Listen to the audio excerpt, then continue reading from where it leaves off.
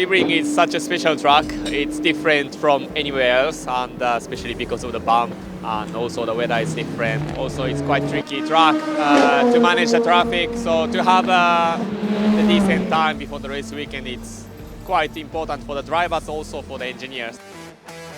In Sebring, the car needs to be one with you, you know, because it's always on the bumps, it's always jumping. It's a rear going, the front going. So if it's extending you, you know, then it doesn't matter what lap time you do, you are happy.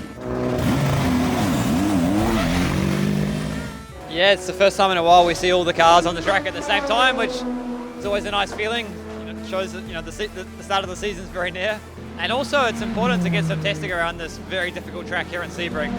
Very bumpy, no runoff, very quirky corners. Yeah, it takes a few laps to get your eye to the driver. It was definitely a bit of a wake up with the big bumps shaking us about.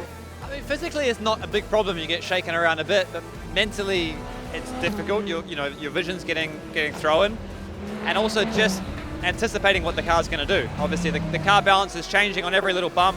You end up learning every single bump on the track, and there's a few of them to learn. I mean, we've done a lot of testing with the car already, so we knew more or less what we were coming here with, but a lot of it is just specific setup to the track.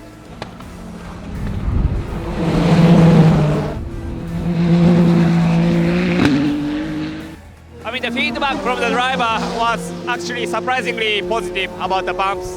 They were quite okay. Of course, they have a lot of bumps, but they were okay to drive comfortably in a car. So it's a good step, yeah.